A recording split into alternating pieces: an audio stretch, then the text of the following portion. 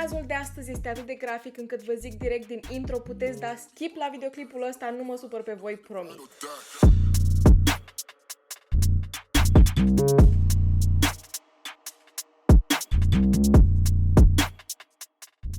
Salutare, fan True Crime, azi zi de traumă, eu sunt Ceci și aici vorbim despre cei mai oribili criminali pe care am putut să găsesc vreodată. Astăzi vorbim despre clanul Goller și oh my god, de ce am aflat atât de târziu despre el. E un caz extraordinar de grafic, țin să vă repet. La un moment dat poate să fie foarte întortocheat, așa că pregătiți-vă creierul și puneți mâncarea aia deoparte, vă rog eu frumos. Nici măcar poftă bună, nici măcar subscriberilor puneți mâncarea aia deoparte. Astăzi ne ducem în Canada, în South Mountain, mai exact, în anul 1970 și această familie este una din cele mai oribile când vine vorba de...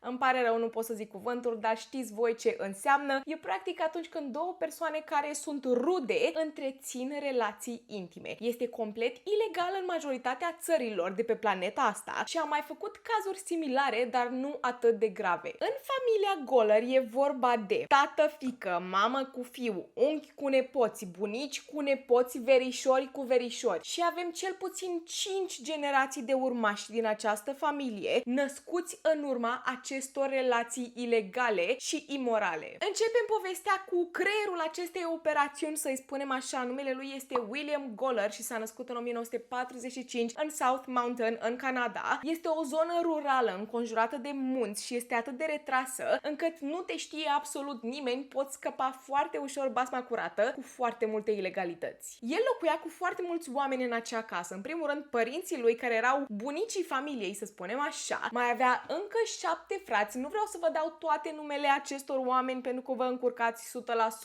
dar frații sunt foarte importanți în această poveste, plus bunicii lui, deci avea părinți, avea bunici, avea frații, 6 unchi și mătuși, toți copiii lor, și în această căsuță mititică locuiau cel puțin 30 de oameni, printre care 13 sub 18 ani. Cel mai mic avea 2 anișori. Casa în sine arăta de parcă era abandonată. Avem mucegai, avem geamuri sparte, nu avem apă curentă, nu avem curent, nu avem căldură, mașini stricate și gunoaie peste tot, șobolani, excremente de șobolani. Singurele scaune care erau în acea casă erau niște scaune de la mașina stricată din fața casei. Aveau pereți în acea casă, dar aveau și pereți care s-au dărâmat și au fost înlocuiți cu perdele de duș. Ce joburi aveau acești adulți? Ei bine, nu aveau. Mergeau la vânătoare, mâncau iarbă și fructe crescute pe proprietate și aveau câteva găini pe aici pe acolo și practic locuiau într-o sărăcie maximă și acei copii mici abia vedeau o mâncare caldă pe zi. Paturi? Ce sunt alea? Aveau în total 4 saltele mucegăite. 4 saltele pentru 30 de oameni. Nu aveau o baie, nu aveau nici toaletă în curte, aveau practic o gaură în podea în casă. În mijlocul casei era o gaură în podea unde își făcea toată lumea nevoile. Cine făcea curățenie în acea casă? Bineînțeles că cei mici erau obligați să fie sclavii acelei case și erau și obligați să golească acea gaură odată la 2-3 zile. În acel orășel, în acel sătuc, oamenii erau împărțiți în 2 tabere. Erau cei normali și cei din South Mountain, care erau practic excluși de societate. Sincer, am întâlnit chestia asta și eu provin dintr-un sat și la noi știu că se împarte lumea mai pe grupuri, cei din colțul satului, cei din cealaltă parte, și suntem cumva rivali, să spunem așa, și cumva unele părți sunt văzute cumva mai excluse din societate, sunt oamenii care sunt puțin mai săraci. Da, lucrul ăsta se întâmpla și în Canada, în South Mountain. Revenim. Copiii, când mergeau la școală, bineînțeles că pe lângă faptul că erau mereu murdari, erau mereu mirositori, nu primeau deloc educație acasă, erau foarte, foarte marginalizați de către ceilalți colegi și erau supuși bullying-ului. Și ideea care este că toți acești adulți din această casă au crescut exact în aceleași condiții în care își creșteau proprii copii. Adică toată chestia asta nu a început de la William, a început de cel puțin cu 5 generații în urmă. Noi vorbim de anii 1970, dar ei sunt cunoscuți încă de prin anii 1860. Și toate aceste generații erau născute din relații intime între rude. Trebuie să vă citesc chestia asta că e rău de tot. Bunicul lui William a făcut copii cu sora lui. Acei urmași au continuat generația având relații între ei, soră cu frate, cu verișori și cu unchii lor. Unchii lor aveau la rândul lor relații cu surorile lor, surorile cu nepoții, nepoții cu copiii lor, avem tați cu fiice, fiice cu verișori, verișori cu bunici, am pierdut numărătoarea, am pierdut rândul, n-are rost să vă zic nume, n-are rost...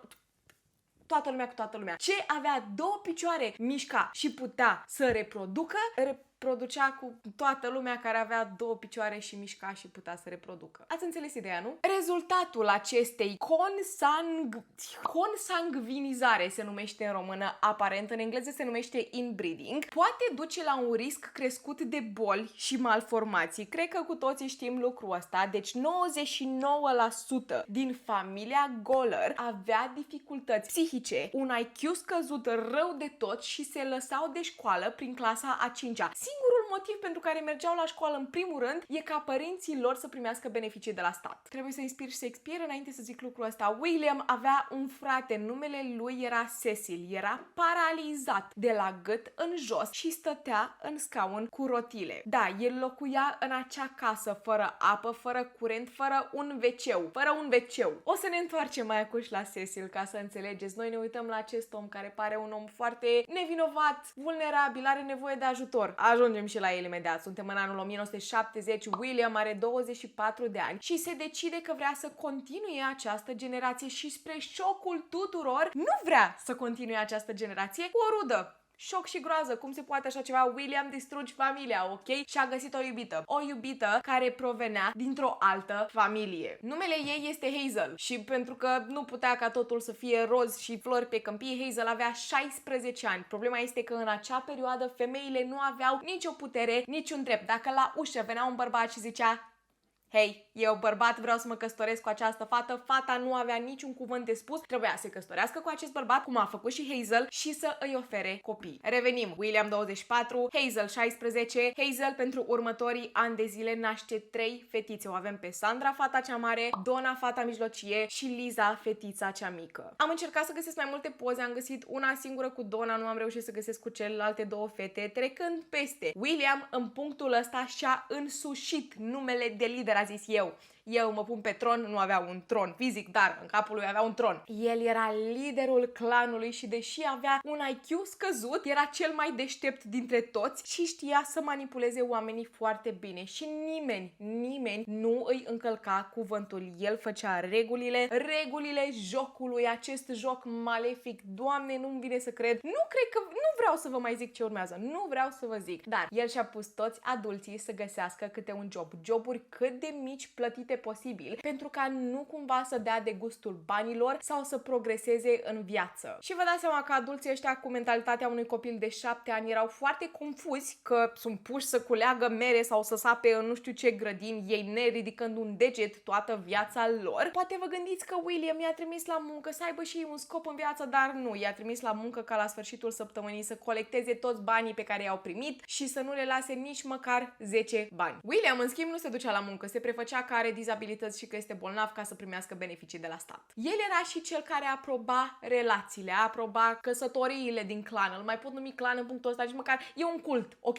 În capul meu este un cult. Dacă avem un om lider și niște proști care îl urmează, e un cult. Ok, acum aveți tot contextul, da? Imaginea acestei povești. Nu v-am povestit toate lucrurile astea pentru că ăsta era subiectul principal. Nu, ce urmează să vă zic este mult mai rău de atât, dar haideți să vorbim totuși despre cei mici. Încă de la vârsta de 5 anișori erau obligați să facă curățenie în casă, să fie sclavii casei și dacă nu ascultau ajungeau să fie bătuți, aruncați de pe scări și neglijați în ultimul hal. De foarte multe ori îi lăsau pe cei mici 4-5 zile fără mâncare. William, împreună cu ceilalți bărbați ai casei, în ghilimele pentru că nu îi pot numi bărbați, nu ascundeau lucrul ăsta, îi trimiteau pe cei mici la școală, albaștri, negri de la vânătăi. Una din metodele preferate ale lui William de pedeapsă era să îi ducă pe cei mici la mașina de afară. Știți că avea o mașină, vai de steaua ei în curte? Îi ducea la această mașină și îi punea să își pună mâinile și degetele de la mâini acolo unde se închidea portbagajul mașinii, după care trântea acea ușă de la portbagajul mașinii și le rupea degetele. În una din zile, William a luat-o pe Sandra, fata cea mare, și a obligat-o să stea în spatele aragazului, în spatele cuptorului, lipită de perete cât acel cuptor era pornit. Singurul moment de liniște pentru cei mici era când mergeau la școală și deși erau toți tratați într-un mod mizerabil, acolo măcar primeau mâncare. Haideți să ne întoarcem la relațiile dintre rude, vreți? Nu vreau. Poate până acum ați crezut că este vorba de adulți care își pot da consimțământul, să spunem așa, și vor să întrețină aceste relații, dar nu. Cei mici erau la fel de implicați ca cei mari. Bunicul familiei a întreținut relații cu două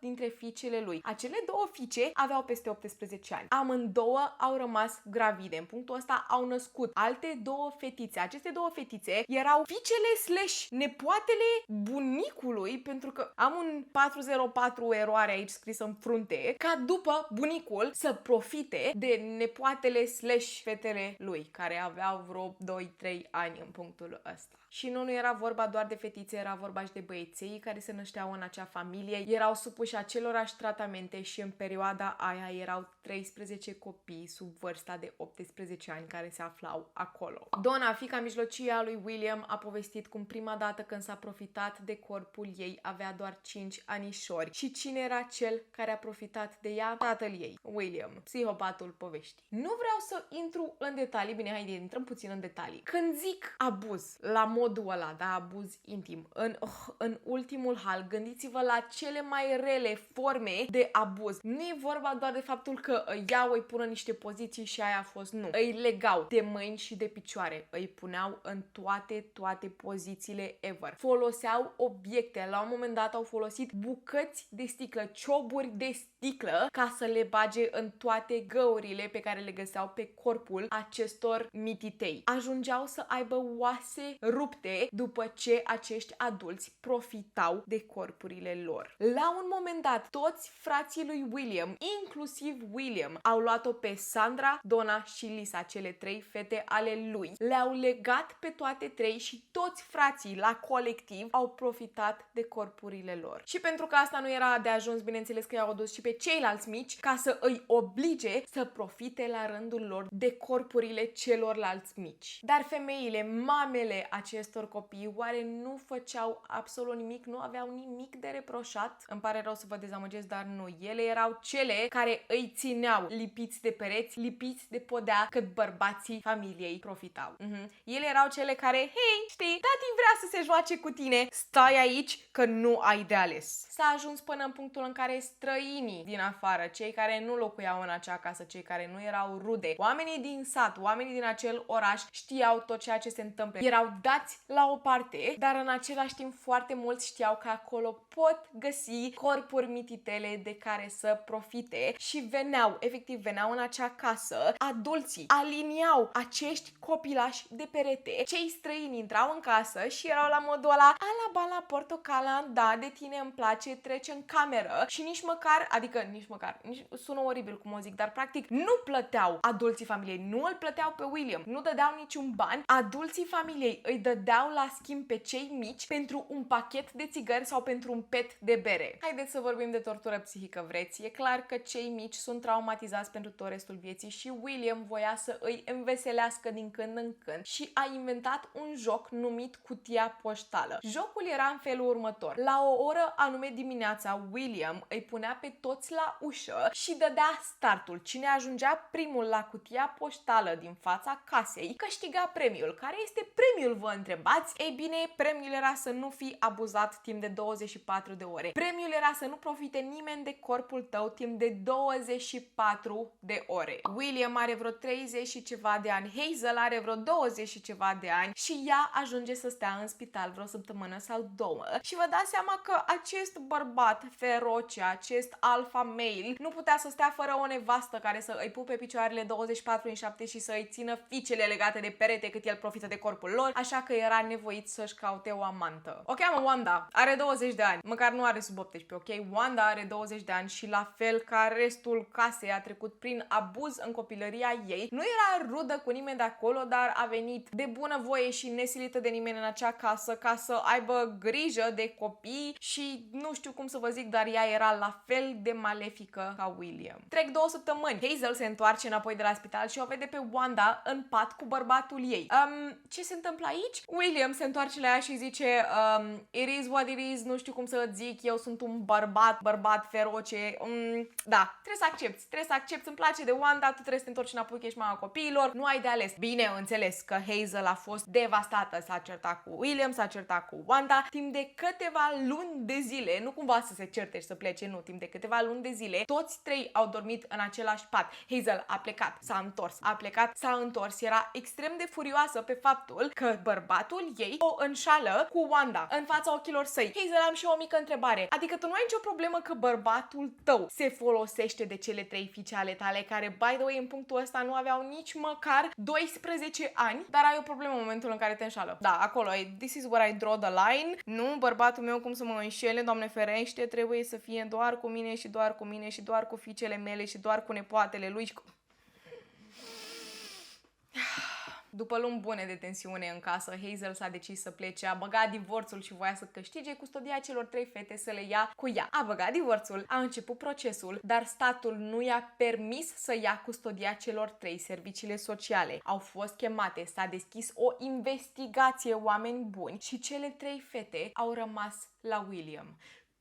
Nu am putut să găsesc de ce, dar ceva este putred la mijloc. Au fost mituiți, erau și ei la fel de perverși, nu pot să înțeleg, dar după ce Hazel nu mai este în poveste, Wanda a luat locul pe tronul acestui cult și a început să le tortureze pe cele trei. Când Sandra avea doar 10 anișori, Wanda a luat-o în cameră și a obligat-o să o satisfacă. Și a invitat și ceilalți locuitori ai casei să se uite la acest spectacol. După asta a prins mai mult curaj și a luat fiecare copil la rând. Avem vorbele unui băiat de 7 anișori. Citez, este o carte care s-a scris după acest caz. Wanda m-a luat în cameră, se juca cu bărcuța mea, după m-a pus să-mi dau pantalonii jos și a băgat degetele acolo jos și după a băgat și bărcuța.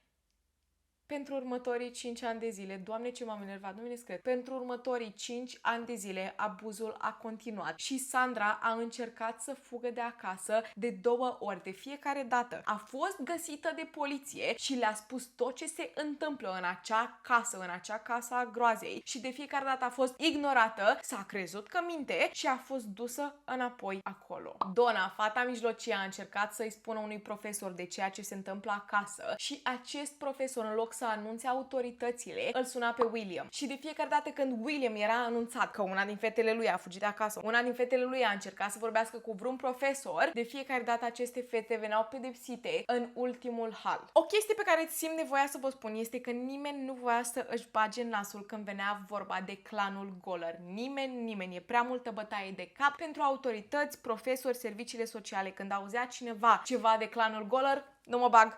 Prea multe hârtii, prea multe chestii să arestez, prea mulți oameni, prea mulți copii de luat în grijă, nu, îmi pare rău, nu mă bag. De fiecare dată când autoritățile erau alertate, nu e treaba noastră, nu este treaba noastră, prea multă muncă pentru noi. Ajungem în anul 1984, Sandra are 14 ani. De 14 ani îndură această suferință, nu vreau să mă gândesc la tot ce s-a întâmplat cu 100 de ani în urmă, toată suferința pe care a îndurat-o fiecare la rândul lui. Și într-o zi la școală, era ianuarie 1984, în schimb 1984 cred că am zis, da, într-o zi la școală are un complete mental breakdown, începe să plângă în ultimul hal și o profesoară se apropie de ea și Sandra îi spune că tatăl ei o folosește ca pe o nevastă, vrea să o facă nevasta lui. De data asta, această profesoară nu auzise până acum de clanul Goller. A văzut acești copilași la școală, dar nu și-a ținut neapărat distanța de ei cum a făcut restul lumii și în sfârșit sună serviciile sociale. În sfârșit, persoana care era atunci în momentul de față, care a luat acel apel, a făcut ceva. Lumea a început să se mobilizeze. Această persoană de la serviciile sociale a anunțat autoritățile și în sfârșit 2 ofițeri de poliție au vrut să se ocupe de acest clan. Sandra a fost luată deoparte de autorități și a dat foarte multe interviuri în care a intrat în toate detaliile din ultimii 10 ani de zile. A plâns extraordinar de mult și motivul pentru care în sfârșit a avut acel mental breakdown era pentru că tatăl ei voia să o lase gravidă. Sandra este pusă sub protecție, trec 2 zile în punctul ăsta de când ea nu se întoarce acasă și William se cam aștepta să se întâmple ceva. Autoritățile se duc peste ei în casă și cumva se gândeau că vor riposta cumva, că William nu voia să se ducă cu ei, dar el era atât de încrezător și credea că este atât de inteligent încât poate manipula până și autoritățile. El credea că Sandra era singura persoană care a vorbit cu ei și după ce a auzit toate acuzațiile a râs și a spus că fiica lui minte. Ce nu știa William în punctul ăla e că și Donna ajunsese la autorități, avea doar 11 ani pe atunci, dar a dat și a toate detaliile pe care a putut să le reculeagă și pentru următoarele săptămâni toți cei mici au fost salvați. Toți cei mici, în afară de un singur băiat, numele lui era Doug și avea 14 ani, dar toți cei 12 au fost luați deoparte. Acești copilași au avut un pat pentru prima dată în viața lor și o mâncare decentă. 15 adulți au fost arestați, inclusiv Wanda și frații lui William, până și Cecil, cel în scaun cu rotile. Vreți să știți de ce Cecil a fost arestat la rândul lui? Pentru că la un moment dat, în momentul în care toți oamenii se strângeau cu toți cei mici și făceau toate orgiile din lume, Cecil, care era paralizat de la gât în jos, neputând să profite fizic de vreo victimă, el era adus să fie spectatorul numărul 1. El era pus așa frumos în culise, era cel care vedea tot ceea ce se întâmplă și da, cei mici erau obligați să se suie peste Cecil. Cecil cel paralizat de la gât în jos. Și nu vă gândiți că el a ripostat, nu, el chiar asta voia, se distra foarte mult. Dintre toți acești adulți, William era singurul cu cel mai mare IQ. Restul adulților nici măcar nu știau că ceea ce fac este greșit. Sau cel puțin așa ziceau ei. Eu am o mică întrebare, ok? O mică mare întrebare. Cum poți tu să-mi spui că eu nu știam că tot ceea ce am făcut este greșit? Eu am crezut că asta este normal. Dacă copiii ăștia se jucau un joc și premiul jocului era ca nimeni să nu profite de ei 24 de ore. Ok, dacă ăsta era premiu, de ce era un premiu? Dacă tot ceea ce făceați voi nu era greșit. Reacțiile celor care au fost arestați au fost în felul următor. Incest? Ai zis insectă cumva? Incest? N-am auzit niciodată. Nu știu ce e cuvântul ăsta. Do you know what the word incest means? Insects? Incest. No. Cum adică de ce l-am ținut pe băiatul meu de 6 ani la pământ ca să mă joc cu organul lui? Nu e ceva normal? Nu? Nu face asta toată lumea? Stai așa, cum adică fata mea nu trebuie să rămână gravidă cu mine? Nu trebuie să rămână gravidă cu mine? De-aia ne naștem toți așa proști. Iertați-mă, m-am enervat, sincer m-am enervat. Fratele lui William a dat un interviu în care rădea și zicea mândru: am profitat de tot ce avea 2 picioare în casa aia. A zis că singura persoană care a scăpat de el e fetița lui de 5 anișori pentru că era prea strâmtă. S-a chinuit, dar nu a reușit să profite de ea și a zis că mai trebuia să aștept 1 an sau 2. Iar bineînțeles, cireașa de pe tort, nu știu dacă vă așteptați la asta, dar toți au spus că cei mici și-o cereau. Și o cereau. Acea fetiță de 5 anișori și-a cerut-o. Au zis că toți cei mici s-au născut excitați. Nu sunteți pregătiți pentru ceea ce urmează. Abia aștept să termin acest caz. Nu vine să cred că eu chiar l-am făcut. Nu știu dacă o să mă lase să-l postez. Dar toți adulții au fost eliberați pe cauțiune pentru că nu sunt un pericol pentru societate. Au fost lăsați să plece acasă. Acasă, unde încă se afla un băiat de 14 ani care, bineînțeles, în aceeași seară, după ce acești adulți care nu sunt un pericol pentru societate, au plecat acasă și au profitat toată noaptea de el. Asta este și perioada în care publicul află de clanul Goller. În perioada aia, lumea din sat știa, oamenii care se duceau să profite de cei mici știau, profesorii, autoritățile, dar când zic toată lumea, mă refer la toată lumea, la știri, la televizor, peste tot și încep jurnaliști, reporteri să se ducă acasă la ei cât timp ei erau eliberați pe cauțiune, oamenii ăștia erau cercetați pentru diferite crime, oamenii mei au început să facă un documentar despre ei. Toate videoclipurile pe care le vedeți că le-am pus aici sunt din acel documentar din anul 1984. Mama lui William a dat un interviu în acest reportaj documentar. Bunica celor mici a spus că cei mici sunt mincinoși și că le-au distrus familia. Le-au distrus familia, cei mici sunt niște mincinoși. How about familia a fost distrusă pentru că voi sunteți niște oameni sadici, niște monștri?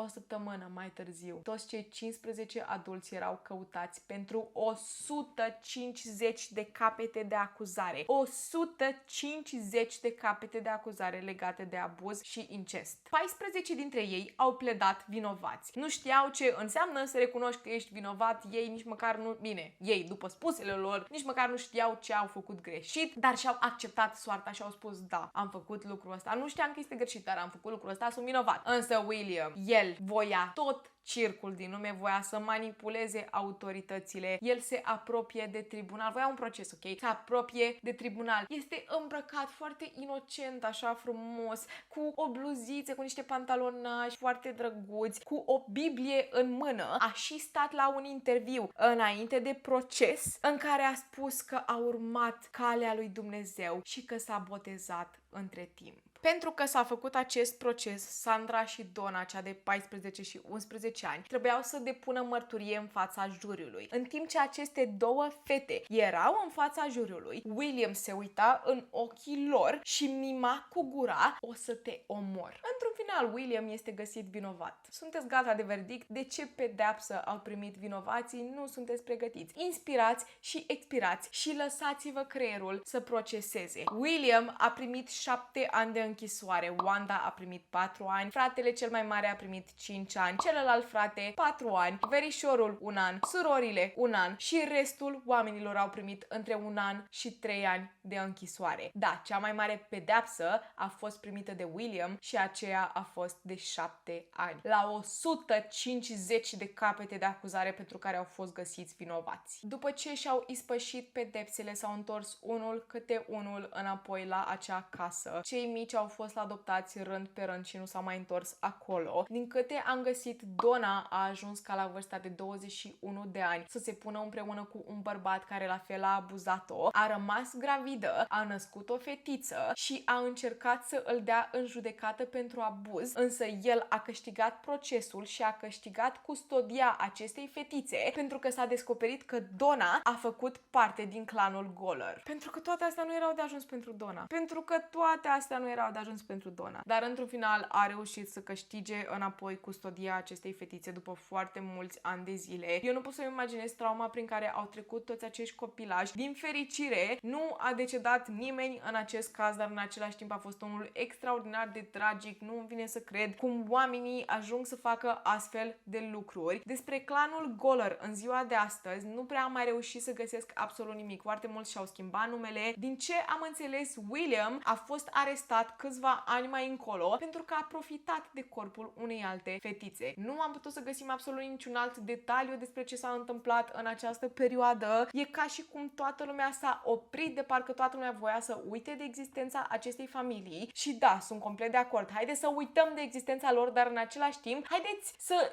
vorbim totuși despre... Are sens ce am zis? N-are niciun sens, ok? De ce să uităm de existența lor când oameni de genul există în această perioadă și oamenii ăștia încă trăiesc în ziua de astăzi, încă există, încă respiră, sunt în libertate, toți. Unul nu este după gratii, unul din ei nu este după gratii. Deci da, din 1990 nu am mai reușit să găsesc niciun articol care să spună: hei, știți, asta e omul, s-a mai întâmplat asta sau nu, nimic. Nu știm dacă au mai continuat să aibă urmași, nu știm dacă acești urmași ar fi fost luați de serviciile sociale. O chestie logică care mi se părea mie normal să se întâmple era ca acești oameni să primească niște îngrijiri psihice, să fie băgați la niște centre, pentru că oamenii ăștia nu gândeau, nu aveau un IQ extraordinar de scăzut și e cumva de înțeles pentru că oamenii ăștia provin din familii, generații peste generații peste generații, de incest, de oameni, frați, surori, verișori, bunici, nepoți care și-au făcut damblaua împreună și au creat alte vieți. Din câte am înțeles, casa a fost demolată și cam atât a fost cu acest caz. Sunt tare curioasă dacă știați deja de acest caz. A venit către mine această propunere de caz recent de la unul din voi și după ce am căutat despre el, mi se pare flabbergasting că nu se vorbește îndeajuns despre el. Deci da, sunt curioasă dacă știați deja despre el. Eu am fost Ceci. Acesta a fost cazul clanului Goller, iar până trauma viitoare, stay safe. Îmi pare rău dacă am insultat pe cineva. N-am vrut să insult pe nimeni, dar este foarte frustrant. Îmi pare rău.